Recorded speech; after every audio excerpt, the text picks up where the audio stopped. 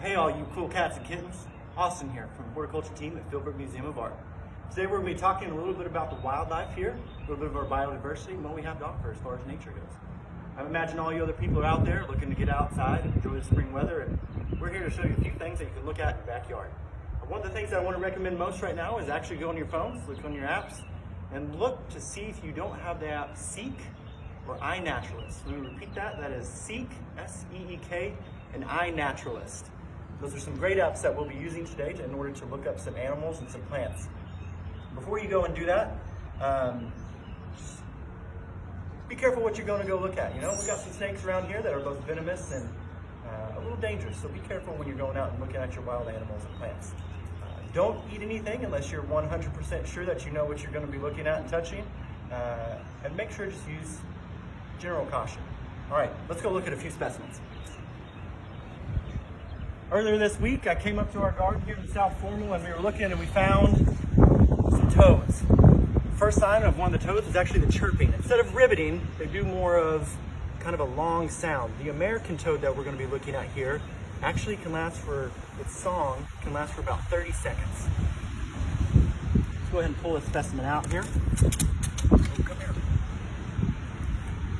This guy right here was a busy fella yesterday, as he was clamped on tight to his female counterpart, the Naxos americanus. If you notice right here, it's got some parotoid glands, is actually what it's called. And those parotoid glands secrete a toxic called bufotoxin. It has some clinical applications that they've looked at. Has similar effects to actually digitalis, which we find in foxglove plants. So we're looking at, I say we, I'm not a major scientist, I'm a horticulturist. But the science community is looking at ways in which we can actually use some of this bufotoxins in those clinical applications. We'll talk about him a little bit here later as we keep walking. We're going to take a moment just to enjoy the beauty of the tulips here in the South Formal Garden.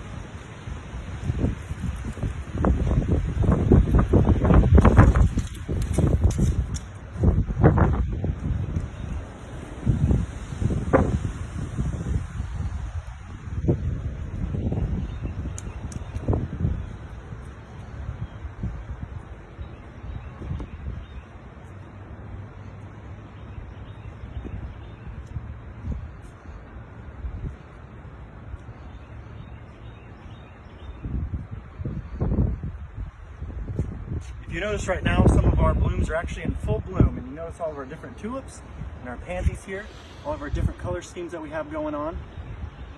Great delight here in the springtime.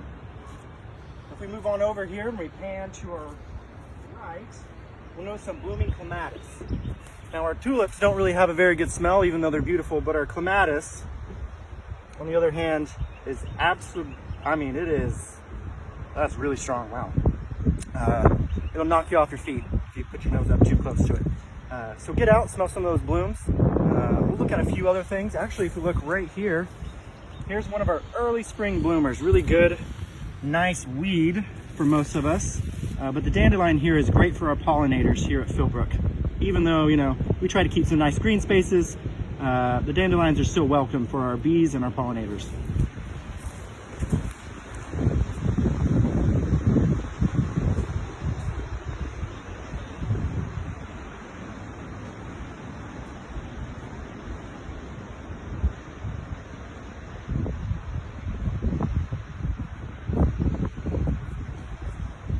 Talking about habitat for wild animals, we also need to talk about habitat for our more domesticated animals.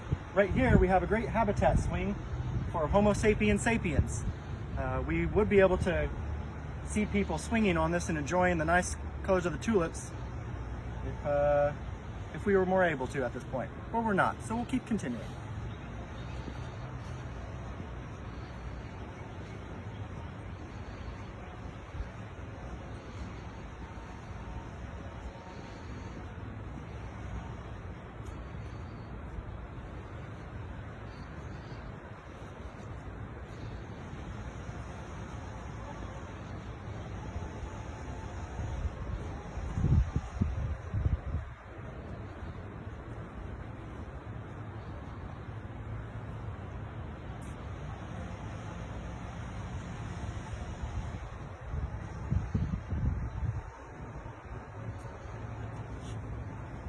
We're here currently in the Dungeness Circle at the South Formal Garden.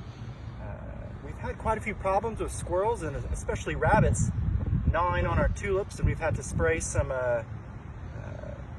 organic spray. It actually has capsaicin in it, comes from peppers, hot peppers, and those mammals actually can feel that on their mouths. Birds cannot, but rabbits and squirrels can. So I've had to spray some of our tulips in order to deter some of the rabbits that are here. That does not deter them completely though. We get to see quite a few rabbits out in our gardens.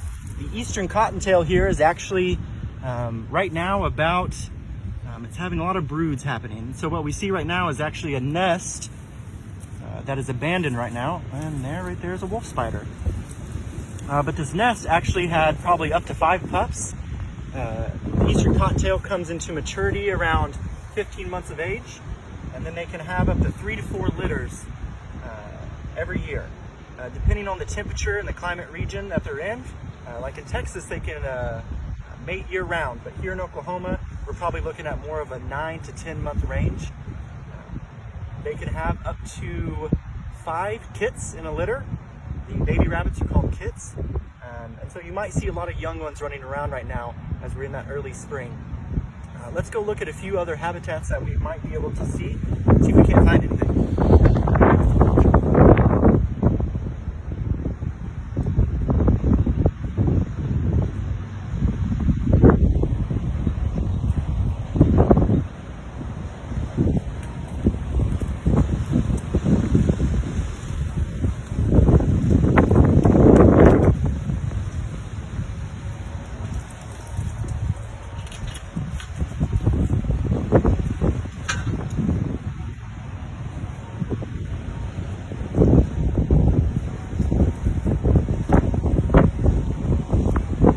You were with us on our flashlight tour early in the year. We actually came out to this spot and we saw that some toads actually overwintered in one of our valve boxes.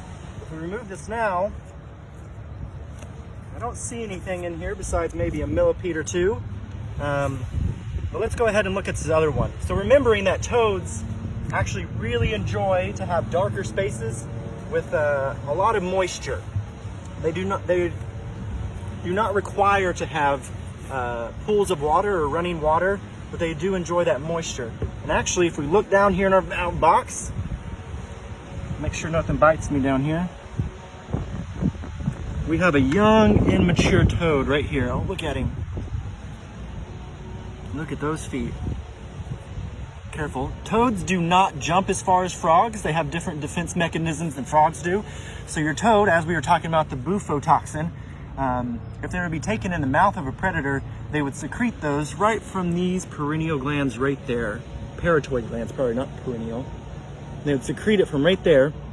It's kind of a milky-ish substance, and it's really not harmful to humans if it gets on your skin, but if you were to ingest that, there would be some problems and complications.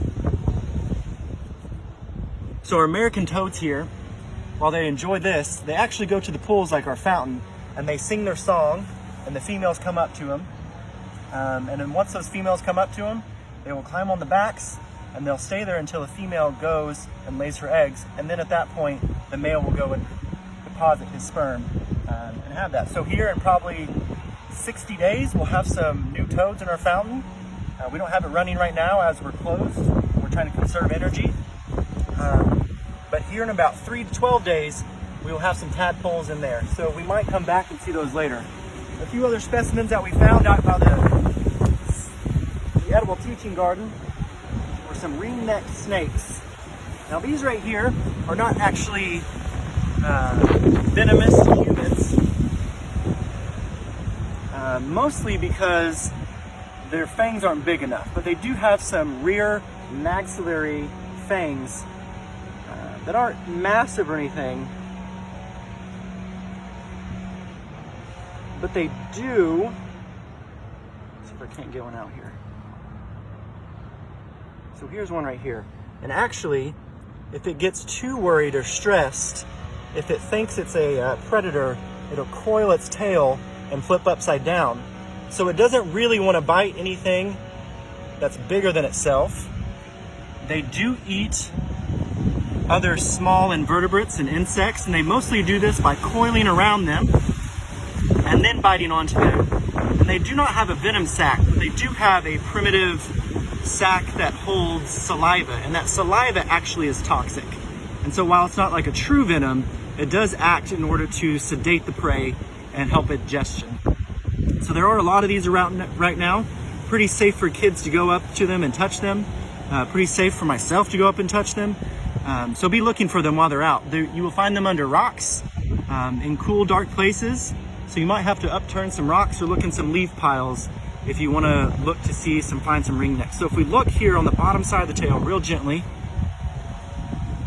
you can see the color.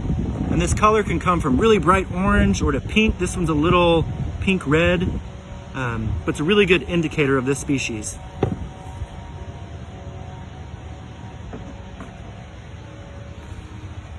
Okay, and that's it. That's all we got today. Tune back in and we'll see some more stuff on our biodiversity and pollinators in the coming weeks. Thanks.